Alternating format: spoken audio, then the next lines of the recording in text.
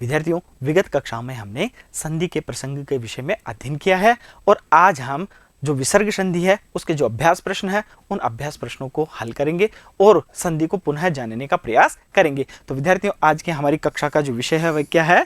विसर्ग संधि अभ्यास प्रश्न। हाँ, चलिए विद्यार्थियों प्रश्नों की ओर अग्रसर होते हैं। देखिए विद्यार्थियों, सर्वप्रथम हमारे सम्मुख प्रश्न क्या है? अधोलिखित पदयोः संधि विच्छेदम कृत्वा संधे नामापि लिखत।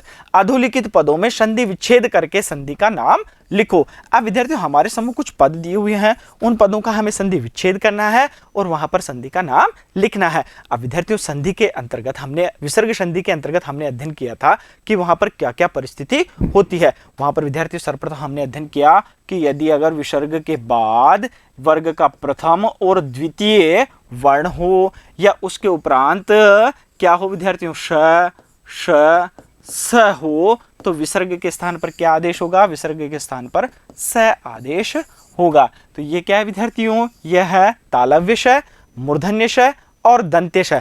फिर उसके उपरांत विद्यार्थियों हमने वहां पर क्या अध्ययन किया था?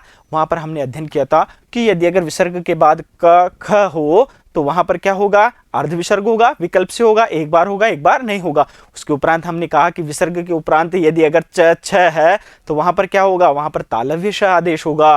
विसर्ग के बाद यदि अगर ट, ठ है तो वहां पर क्या होगा? वहां पर मूर्धन्य श आदेश होगा। विसर्ग के बाद यदि अगर त, थ है तो वहां पर दंत्य श आदेश होगा और विसर्ग के उपरांत यदि अगर प, फ है तो वहां पर भी अर्ध विसर्ग आदेश होगा। विकल्प से एक बार विसर्ग होगा और एक बार नहीं होगा। उसी प्रकार विद्यार्थियों हमने आगे परिस्थिति का अध्ययन किया कि विसर्ग के बाद यदि अगर तालव्य श है तो क्या आदेश होगा? तो उन्होंने कहा कि एक बार विसर्ग होगा, एक बार तालव्य श रहेगा। उसी प्रकार से विद्यार्थियों मूर्धन्य श की परिस्थिति में हमने देखा कि एक बार विसर्ग रहेगा, एक बार मूर्धन्य श आदेश होगा। उसी प्रकार से जो दंत्य श है वहां पर हमने देखा विद्यार्थियों एक बार क्या आदेश होगा? एक बार दंत्य श आदेश होगा, एक बार विसर्ग ही रहेगा।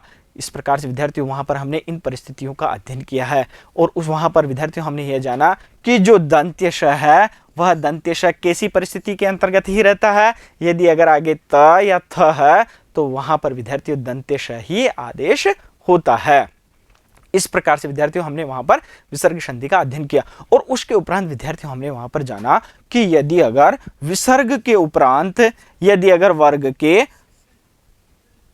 तृतीय, चतुर्थ और पंचम वर्ण हो, ह, य, व, र, ल हो या स्वर हो तो वहां पर विसर्ग के स्थान पर क्या आदेश होता है? विसर्ग के स्थान पर र आदेश होता है और उस र के हमने अलग अलग प्रसंग वहां पर देखे और अंत में हमने अध्ययन किया था विद्यार्थियों कि विसर्ग का किस प्रकार से वहां पर लोप होता है। चलिए विद्यार्थियों, अब हम इन उदाहरणों के माध्यम से समझने का प्रयास करते हैं पुनः और जो प्रश्न दिए हुए हैं उन्हें हल करते हैं। देखिए सर्वप्रथम विद्यार्थियों हमारे सामने जो पद दिया हुआ है वह क्या है? विष्णुस्त्राता, रामश्च, धनुष्टंकारः, निश्चलः, हरिष्येते, हरिष्येते, निसंदेह, निस्संदेह। आगे है विद्यार्थियों, अब हम इनको उत्तर प्रदान करने का प्रयास करते हैं। देखिए किस प्रकार से होगा विद्यार्थियों। हम यहाँ की परिस्थिति का अध्ययन करते हैं। विष्णुस्त्राता, अब यहाँ पर क्या विद्यार्थियों? श है। अब स किसके स्थान पर होता है? विसर्ग के स्थान पर।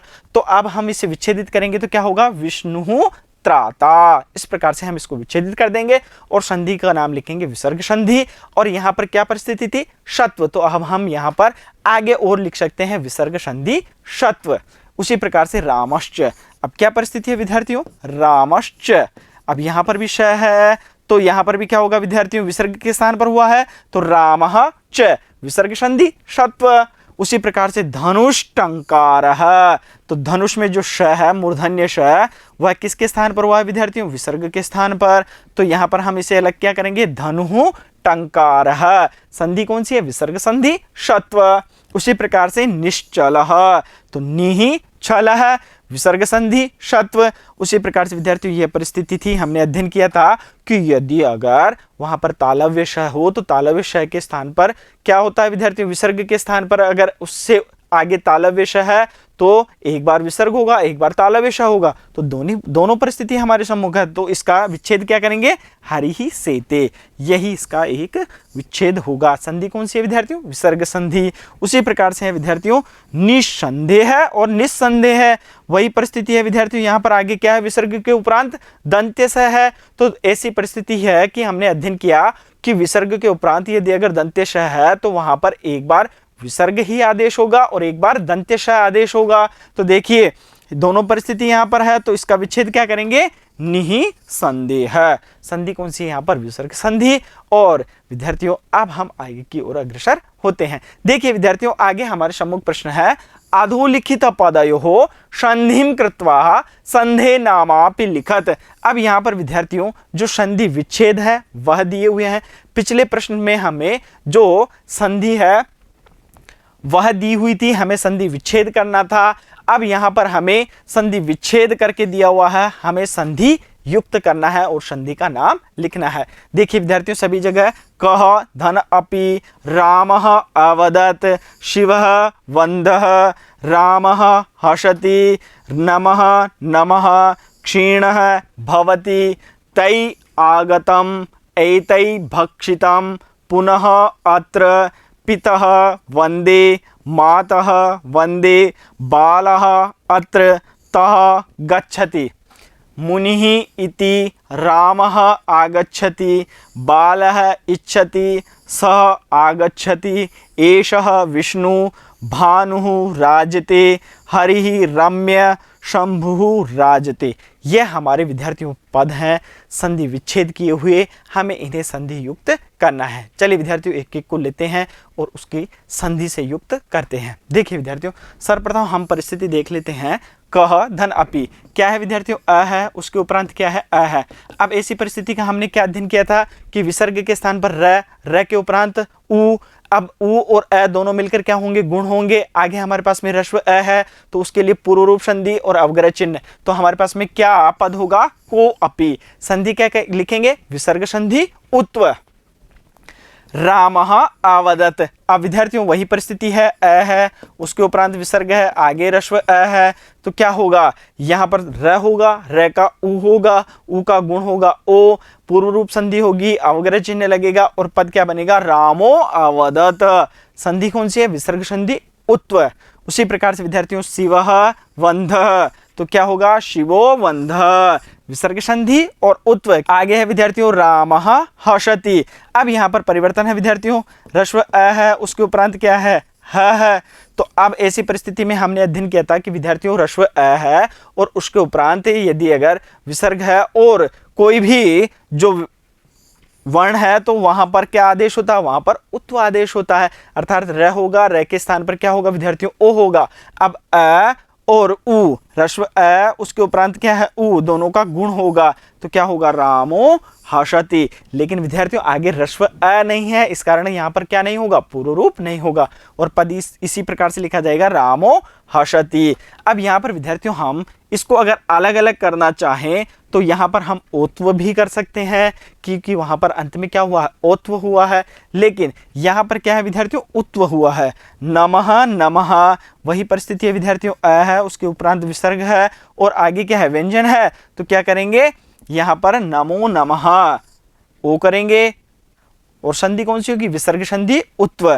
क्षीणः भवति, तो क्या होगा, क्षीणो भवति, विसर्ग संधि उत्व। इस प्रकार से विद्यार्थियों जो हमारे पास में उदाहरण थे उनको हमने समझा है। अब हमारे पास में जो शेष बचे हुए उदाहरण है उनकी ओर अग्रसर होते हैं।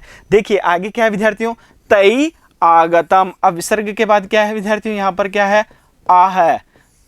अब हमने क्या अध्ययन किया था विद्यार्थियों, यदि अगर विसर्ग के उपरांत यदि अगर हमारे पास में वर्ग के तृतीय चतुर्थ पंचम वर्ण हो, है य व र ल हो या स्वर हो, तो वहां पर विसर्ग के स्थान पर क्या आदेश होता है, र आदेश होता है। तो देखिए तै और विसर्ग के स्थान पर र, तो क्या होगा, तै आगे है र। अब र के अंतर्गत क्या है विद्यार्थियों, आ है आगे, यह इसके अंतर्गत मिल जाएगा, तो क्या बनेगा, तैरा। आगे क्या है, गतम, तैरागतम, विसर्ग संधि रुत्व। उसी प्रकार से एतै भक्षितम, तो एतैर भक्षितम, विसर्ग संधि रुत्व।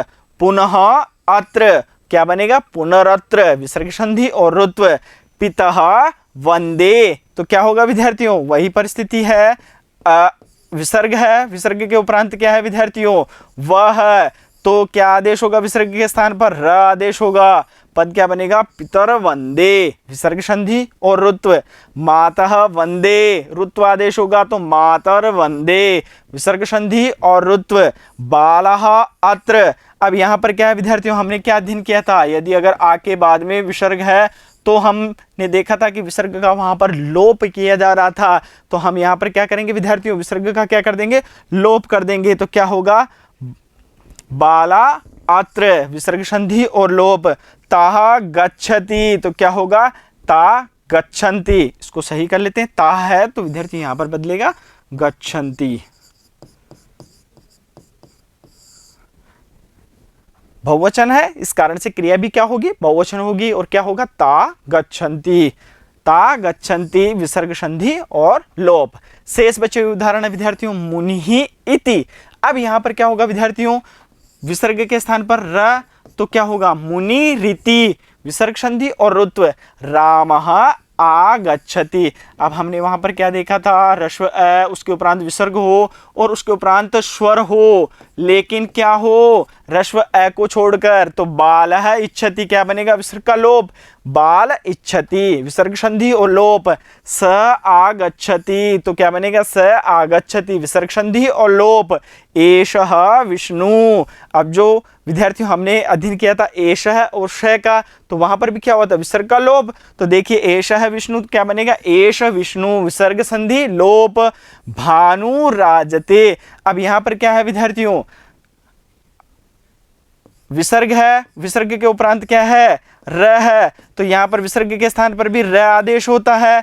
अब परिस्थिति क्या होगी, र और उसके उपरांत भी क्या है विद्यार्थियों, रम्य, यहां पर र पूरा है तो पूर्व वाले रे का लोप, और उससे पूर्व यदि अगर अ ई उ हो तो उसको दीर्घ, तो क्या होगा विद्यार्थियों, भानु में जो उ है उसको दीर्घ होगा, तो क्या होगा, भानु राजते, विसर्ग संधि और लोप।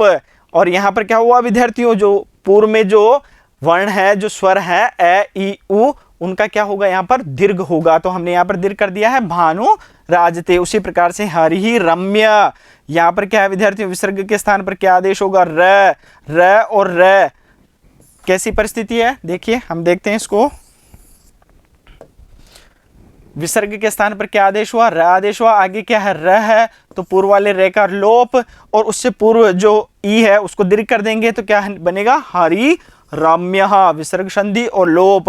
उसी प्रकार से है विद्यार्थियों, शंभु राजते, और इसी प्रकार से विद्यार्थियों यहाँ पर भी र का लोप हुआ, और उसके उपरांत जो उ है उसको हमने दीर्घ किया, और पद हमारे पास में आया शंभु राजते। यहाँ पर क्या हुआ, विसर्ग संधि और लोप। इस प्रकार से विद्यार्थियों हमारे समक्ष जो उदाहरण थे, जो प्रश्न थे, उनको हल किया और उनको समझने का प्रयास किया है। तो विद्यार्थियों अब हम मिलते हैं एक नवीन विषय के साथ अगले वीडियो में, तब तक के लिए धन्यवाद।